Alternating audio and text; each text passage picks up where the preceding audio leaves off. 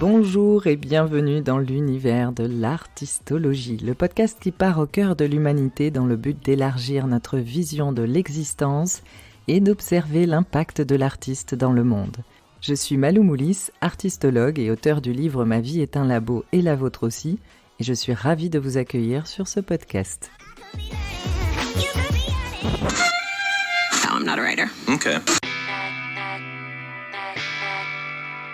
Je suis en plein déménagement, les amis. Alors avant de commencer, je précise que dorénavant, je déposerai un podcast tous les 15 jours pour des raisons de temps et d'organisation. Si vous avez des questions et que vous voulez que j'y réponde dans ce podcast, vous pouvez me contacter à contact@artistologie.com et c'est avec grand plaisir que j'y répondrai ici. Sachez que votre identité restera secrète et comme majoritairement en tant qu'humain, on se pose les mêmes questions, les réponses et les points de vue seront évidemment utiles au plus grand nombre. Si vous souhaitez être accompagné ou que j'intervienne lors d'un événement par exemple, vous pouvez également me contacter via le mail précité. Aujourd'hui, on part dans la continuité de mon podcast de la semaine dernière concernant l'apprentissage. On va creuser le sujet du plagiat. Beau sujet. Alors, il y a une grande différence entre le plagiat et l'inspiration. Ça, c'est pas nouveau. Mais la vraie question, c'est pourquoi certains humains volent et copient alors que le véritable artiste en est tout simplement incapable. Un parfum de scandale, De plagiat. de plagiat. Comme je le disais la dernière fois, l'enfant reproduit en copiant, l'adolescent se rapproche d'un clan dont il s'inspire, et l'adulte est censé prendre son propre chemin en affirmant sa singularité tout en respectant celle des autres. Alors, qu'est-ce qui fait que pour la plupart des humains, nous ayons autant de mal à grandir en interrompant la poursuite du chemin qui nous amènerait à devenir des artistes, de vrais êtres humains? Pourquoi revenons-nous à une phase plus reproductive, et ce, dans n'importe quel aspect de notre vie, professionnellement, personnellement ou culturellement? Alors dans un premier temps, il faut bien le dire, la société telle qu'elle est constituée nous invite sans cesse à prendre des voies toutes tracées pour entrer dans le rang.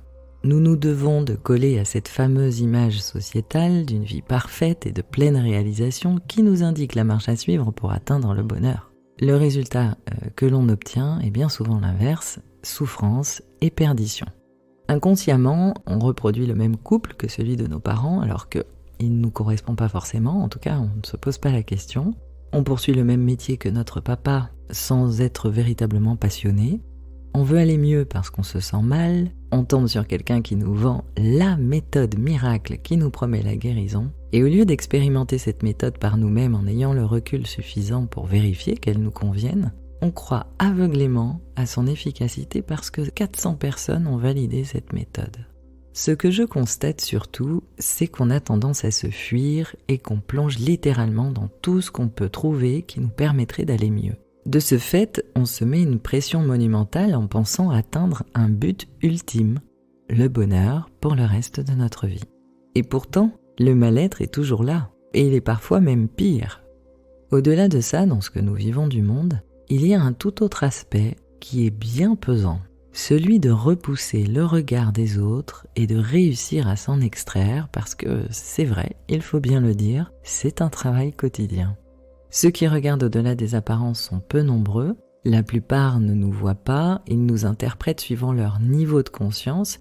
S'ils suivent des chemins codifiés et qu'ils restent à la surface du monde, ils nous verront comme ils se voient eux-mêmes. Leur compréhension se réduira donc à un minuscule champ de vision, un peu comme s'ils nous voyaient au travers de l'œilleton d'une porte d'entrée. S'ils plongent plus loin en creusant la vérité, ils élargiront leur vision des choses, du monde, d'eux-mêmes, et évidemment ils capteront la profondeur de qui vous êtes. Mais on le sait, creuser, ça fait flipper. Vivre sa vie en étant quotidiennement confronté aux interprétations biaisées peut parfois sembler lourd. C'est tellement courant que ça devient dur de ne pas y faire attention. Qui plus est, ça représente le risque permanent de nous écarter de nous-mêmes parce que le moindre rouage qui constitue notre système nous replace sans cesse dans des schémas de reproduction. Si nous ne rentrons pas dans les cases, qu'on nous propose, nous sommes sans arrêt jugés, critiqués et montrés du doigt. Ce jugement est pesant et nous pousse constamment à douter de qui nous sommes. C'est aussi pour cette raison que les artistes aiment tant la solitude. C'est une manière pour eux de s'y ressourcer. Ça leur permet de mieux respirer pour retrouver leur chemin après tant de poids et tant de travail à écarter ces nombreuses tentatives d'influence à droite à gauche. L'artiste tient plus que tout à sa raison d'être et au sens profond. Je pense que vous commencez à le savoir. C'est ce qui lui évite au maximum de tomber dans les pièges susceptibles d'éteindre son étincelle ou de perdre le pouvoir de choisir ses propres expériences de vie.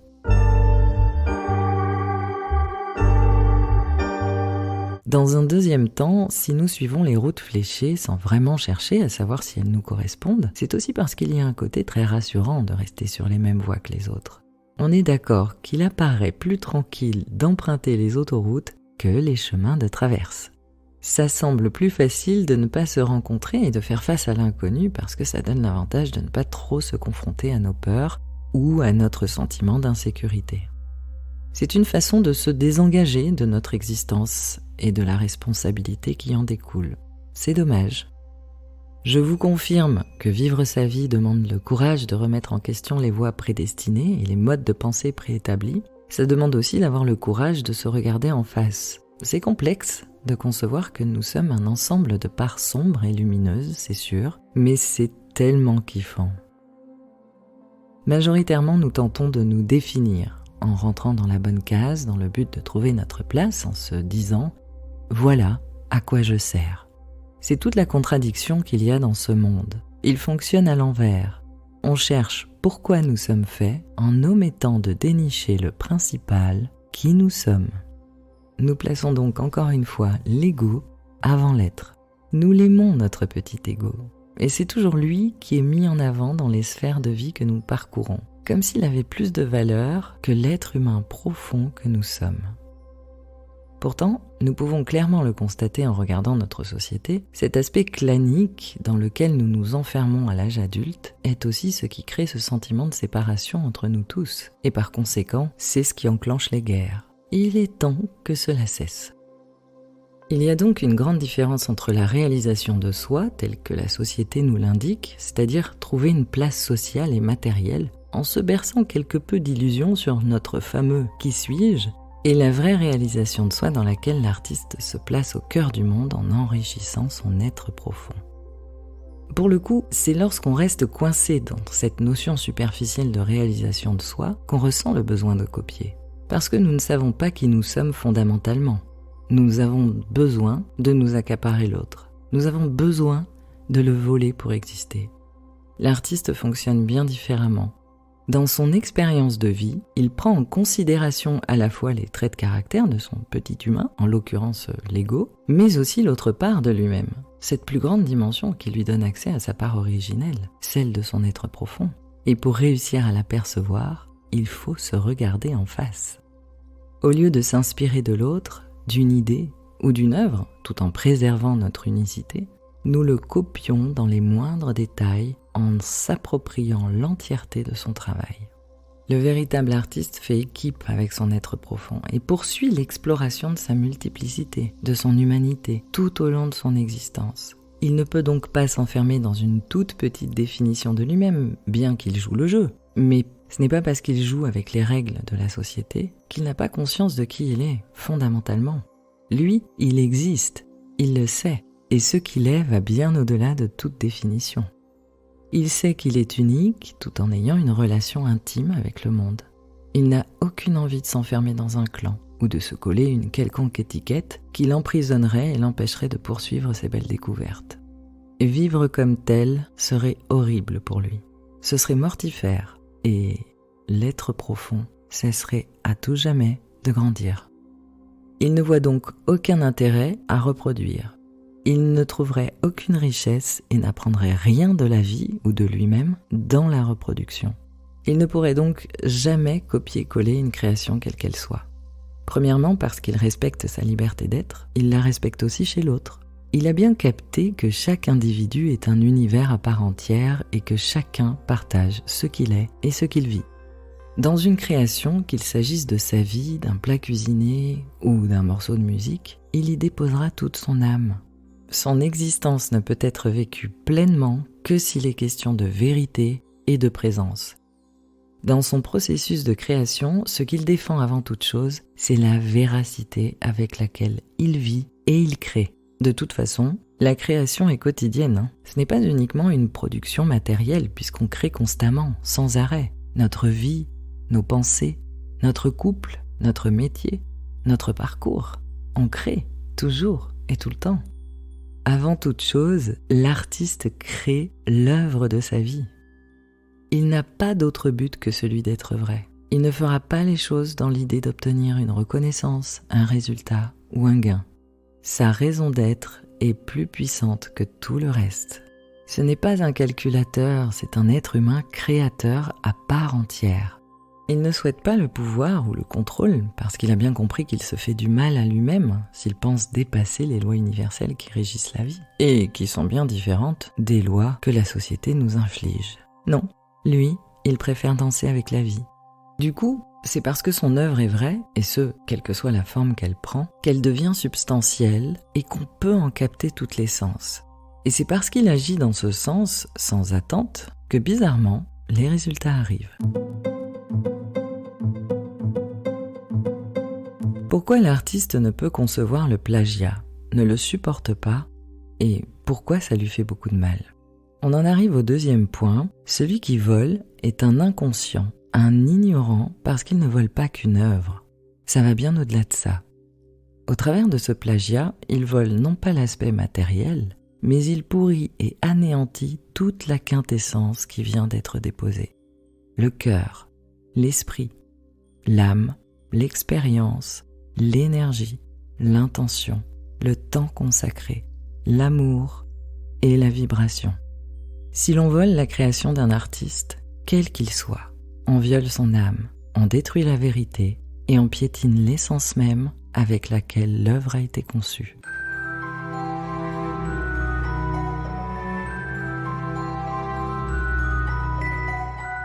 Ça me rappelle en juillet 2020, j'ai partagé une de mes créations sur TikTok. C'était un texte que j'avais écrit et j'y avais déposé ma voix sur des images. J'avais écrit ce texte dans le but de guérir et d'apaiser les cœurs parce que je voyais trop de jeunes souffrir des critiques et des haters. Je vous laisse écouter. Personne ne peut juger qui tu es. Personne. Tu es un être multiple qui évolue avec le temps et ces gens ne voient qu'une infime partie de toi. Celui qui te juge, c'est comme s'il pensait connaître le livre de ta vie alors qu'il n'a lu que la page 362. Tu ne te résumes pas à une seule page. Et puis tu sais, celui qui critique avec tant de haine est bien souvent celui qui se déteste lui-même. C'est parce qu'il est bien trop ignorant de la vie qu'il te vomit toute sa haine. Et sais-tu quelle est la meilleure des parades? Le silence, l'indifférence. Si tu réponds au jugement, tu le contentes. Si tu te justifies, tu le nourris. Tu lui donnes du pouvoir en lui donnant de l'importance. Rappelle-toi de t'arrêter et de consacrer du temps à ceux qui te respectent. Ceux qui crachent de la haine ne méritent même pas qu'on s'y attarde. Cette vidéo a été entendue plus de 100 000 fois et 11 500 personnes se sont filmées en l'écoutant ou en interprétant le texte. Ce qui m'a bouleversée parce que je voyais en direct chacun de mes mots les pénétrer et c'était vraiment magnifique. J'ai tellement été touchée que certaines vidéos m'ont fait pleurer même.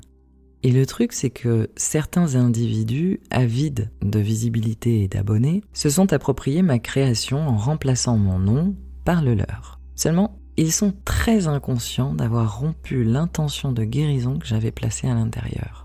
Les humains de ma petite communauté sont extraordinaires et je les en remercie parce que dès qu'ils tombent sur ce type de vidéo, ils me citent en précisant que j'en suis la créatrice.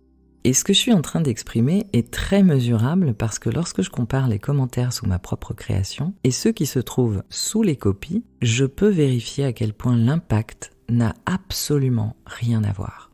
Les uns se trouvent soulagés en exprimant la sensation d'une guérison, pendant que les autres trouvent juste le texte joli. La présence que je place au cœur de mes messages agit dans l'inconscient de ceux qui les écoutent. Au-delà du texte qui est puissant, certes, j'accorde énormément d'importance à l'intention que je dépose au creux de chacun de mes mots. Je le fais dans mes vidéos, dans mes podcasts, dans mes textes, dans mon livre, dans mon audiobook, partout. Alors c'est un travail subtil qui ne se voit pas à l'œil nu et qui se ressent et que peu de gens malheureusement détectent, mais c'est un travail qui est bien là. En tant qu'artiste, j'habite mon corps. J'habite ma voix, j'habite mes créations, j'habite ma vie, je l'investis. J'investis tout ce que je touche. Et c'est très important pour moi de le faire. Sans ça, ce serait comme si tout ce que je fais est vide. Malgré tout, il y a beaucoup de personnes qui copient, que ce soit le voisinage, sur Internet ou chez les célébrités. On se souvient de Daft Punk qui avait sournoisement pompé un petit asiatique rempli de talent. Lorsqu'on est artiste et qu'on en vient au plagiat, c'est qu'on a sacrément oublié les fondations de qui nous sommes. Nous nous sommes écartés de nos valeurs principales et de notre humanité. Ce qui nous en écarte, c'est la peur qui se présente, le sentiment d'insécurité qu'on rencontre. L'appât du gain est placé au premier plan et la vérité avec laquelle nous vivions au départ est totalement passée à la trappe. L'ego a pris le pas sur l'être. Les risques de tomber dans ce panneau sont nombreux chez tout le monde, d'autant plus lorsqu'un créatif devient populaire, parce que le système artistique tel qu'il est constitué est une machine puissante qui tente de le broyer. Les créatifs deviennent donc un produit, c'est là tout le danger. Et c'est partout pareil, y compris dans la création d'un couple. On choisit son partenaire parce qu'on aime qui il est, et puis, peu à peu, la peur de le perdre s'installe et nous souhaitons le changer ou l'enfermer dans le but qu'il nous rassure. Nous sommes juste en train de l'étouffer, de le briser et de le faire disparaître. Un peu comme un oiseau que nous trouvons beau parce qu'il est libre de voler, au lieu de respecter sa liberté, nous le mettons en cage pour notre propre satisfaction et au fil du temps, sa beauté s'étiole, elle se fane et disparaît à tout jamais. Pour créer quelque chose de fantastique, l'artiste a besoin de sa totale liberté d'être. Et pour ça, l'artiste va donc expérimenter, vivre, et puis il va ressentir le besoin de se retirer du monde pour déposer ce qu'il en extrait de cette expérience de vie, pour déposer ses idées, sa vision et concevoir ses créations. C'est un processus naturel chez tout être humain qui se respecte. Nous ne sommes pas des machines, nous faisons partie de la nature et la nature n'est pas mécanique, loin de là. Elle n'a pas qu'une seule saison. Elle sommeille en hiver, s'active au printemps, produit en été et se nettoie en automne. Bref, elle vit des transformations parce qu'elle est tout simplement vivante. L'artiste en chacun fonctionne exactement pareil que la nature. Il accepte les différents cycles de sa vie parce qu'il respecte le processus naturel de son être. Il accueillera donc la phase dans laquelle il n'a pas d'idée parce qu'il sait que c'est une étape normale. Il sait qu'elle est momentanée. Dès l'instant où l'artiste est considéré comme une machine à produire, on l'éteint, et ce principe est valable partout. Dans les entreprises, par exemple, où les équipes sont constamment sollicitées en termes de productivité, plus de résultats, encore et toujours. Elles finissent par être rincées, essorées, burn-out, voire même extinction de la vie. Elles sont pompées jusqu'à la moelle, et l'équilibre naturel s'en est allé. Ce que la majorité des entreprises n'ont pas encore capté, c'est que plus nous respectons les cycles naturels des êtres humains que nous sommes, plus les rendements sont efficients et donc les résultats sont supérieurs. Cette espèce d'oppression amène deux comportements.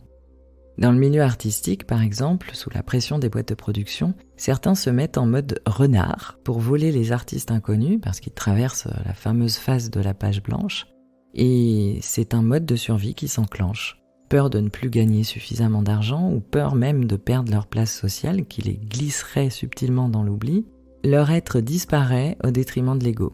Plus de saveur, plus d'expérience de vie, et puis à l'intérieur tout s'éteint. Ils ont donc besoin d'aller voler ailleurs ce qu'ils ne trouvent plus en eux-mêmes. Si certains agissent comme tels, d'autres se laissent mourir, car ils sont bien incapables de plagier. Par exemple, vous n'avez jamais remarqué qu'au moment où un artiste de la musique est découvert et que son univers est révélé au grand public, son œuvre est particulièrement pure. C'est parce qu'il l'a conçue de la façon la plus vraie qui soit. C'est parce qu'il était libre d'être lui, en harmonie avec ses expériences de vie et sans aucune pression. Et puis, une fois qu'il signe avec une maison de disques, ce qui lui est demandé n'est plus d'être lui, mais de produire. On se souvient tous d'Amy Winehouse et de la descente en enfer qu'elle a connue avec le succès. Tant de sollicitations et de pression lui ont pompé toute son essence, elle s'est totalement perdue et petit à petit, elle est rentrée dans une effroyable autodestruction jusqu'à la fin tragique qu'on lui connaît tous. L'artiste en chacun permet de sauvegarder cette fabuleuse étincelle. Il préférera s'écarter de la pression pour préserver sa raison d'être. Il suffit juste d'apprendre à écouter en soi. À ce jour, on observe de plus en plus d'artistes qui se retirent des grosses firmes, et ce, peu importe le métier qu'ils exercent, parce que l'être intérieur ne supporte plus qu'on le broie, qu'on le formate, qu'on l'emprisonne, qu'on le change et qu'on l'exploite pour des valeurs bien trop superficielles, telles que l'argent par exemple. L'artiste, c'est un univers singulier que nous portons en nous. C'est le vivant qui se trouve en chacun, c'est l'humanité qui nous rassemble tous et qu'il serait bien regrettable d'écarter.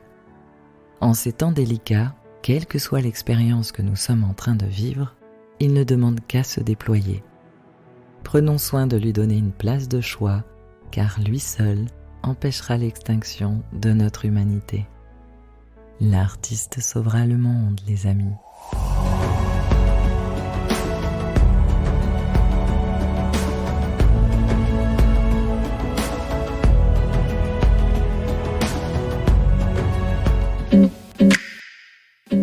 Sur ces derniers mots, je vous dis à la semaine prochaine.